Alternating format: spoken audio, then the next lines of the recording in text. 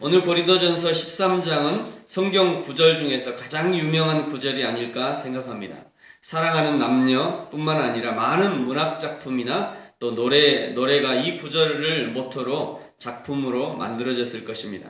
먼저 1절에서 3절의 말씀은요, 모든 은사와 모든 능력과 모든 믿음이 있어도 사랑이 없으면 아무것도 아니다 라고 말씀합니다. 심지어 내게 있는 모든 것으로 구제하고 몸까지 불사르게 내어준다 하더라도 사랑이 없으면 내게 아무런 유익이 없다라고 선포합니다. 도대체 사랑이 무엇이기에 하나님이 주시는 모든 선물, 은사, 능력, 믿음을 전혀 무의미하게 만들어버리는 그런 힘을 가지고 있는 것인가? 사랑은 바른 신앙과 바른 은사와 바른 섬김의 절대 기준이며 변함없는 원리이며 핵심입니다. 특히 은사는 선물이지만 은사를 사용하는 사람의 인격 속에 사랑이 깃들어 있지 않으면 그 은사는 바르고 온전해질 수 없는 것입니다. 고린도 교회의 다툼과 분쟁의 원인은 지식과 은사와 능력의 부족에서가 아니었습니다. 오히려 넘치는 은사가 있고 자신을 불사르는 헌신과 봉사가 있었고 능력 행함이 있었지만 정작 사랑은 없었던 것입니다. 사랑 없는 은사는 한겨울에 차디찬 물을 뒤집어 쓰는 것과 같고 사랑 없는 능력 행함은 방향을 잃어버린 화살과도 같은 것입니다.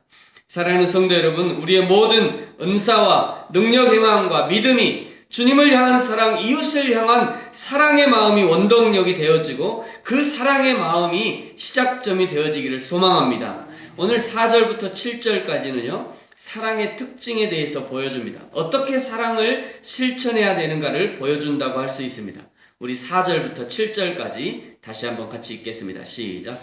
사랑은 오래 참고 사랑은 온유하며 시기하지 아니하며 사랑은 자랑하지 아니하며 교만하지 아니하며 무례히 행하지 아니하며 자기의 유익을 구하지 아니하며 성내지 아니하며 악한 것을 생각하지 아니하며 불의를 기뻐하지 아니하며 진리와 함께 기뻐하고 모든 것을 참으며 모든 것을 믿으며 모든 것을 바라며 모든 것을 견디느니라. 아멘. 사랑의 시작은 4절 오래 참음으로 시작하고요, 사랑의 끝은 모든 것을 견딤으로 마무리되고 있습니다.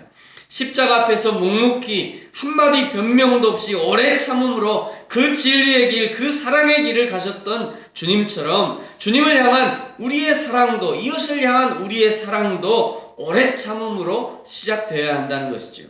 그 모진 고난과 고통, 빌라도의 법정에서의 채찍, 침뱉음을 당하면서도 하나님을 향한 사랑과 그리고 우리를 향한 사랑이 있었기에 그 모든 것을 견뎌내신 주님처럼 하나님을 사랑하는 성도, 이웃을 사랑하는 성도는 어떻게 그 사랑을 실천해야 되는가? 끝까지 견뎌냄으로 사랑을 실천해야 된다는 것입니다. 오래 참음으로 시작한 그 사랑의 길을 갈 때 비로소 고집스럽고 거친 인격이 다듬어지기 시작합니다. 드디어 온유를 배워가는 것이죠. 하나님을 향한 사랑, 이웃을 향한 사랑이 기초가 될 때 자신을 남과 끊임없이 비교하며 교만과 시기 사이에서 인생을 소모하지 않게 되는 것입니다. 무례하거나 성내지도 않고 악한 것을 생각하거나 불의를 기뻐하지 않는 것이죠. 변함없는 진리와 함께 즐거워하면서 영원한 소망 중에 오늘을 인내하게 되는 것입니다. 사랑하는 성도 여러분, 세상 사람들과 구별되는 그리스도의 능력은 남다른 실력이나 탁월한 은사가 아닙니다. 세상 사람들과 구별되는 그리스도인의 능력은 예수님을 닮은 사랑인 것입니다. 오늘 어떤 환경 가운데 놓여 있으십니까? 오늘 어떤 답답함에 둘러싸여 있으십니까? 삶의 조건과 환경을 탓하기보다 나에게 다른 사람과 같은 은사 없음을, 나는 다른 사람들과 같은 능력 행함이 없음을 한탄하기보다 내 안에 사랑 없음을 먼저 한탄해야 되지 않겠습니까? 하나님을 향한 오래 참는 사랑, 나 자신을 향한 오래 참는 사랑, 이웃을 향한 오래 참는 사랑으로 사랑을 시작하고, 그리고 우리 주님께서 끝까지 묵묵히 그 십자가의 길을 참고 견디셨던 것처럼 끝까지 참고 견딤으로 사랑을 실천하는 저와 여러분이 되어지기를 소망합니다. 오늘 8절부터 10절까지는요, 사랑은 영원히 불변하지만 은사는 부분적이고 한시적이라고 말씀합니다. 우리 8절, 9절, 10절 같이 한번 읽겠습니다. 시작. 사랑은 언제까지나 떨어지지 아니하되 예언도 패하고 방언도 그치고 지식도 패하리라.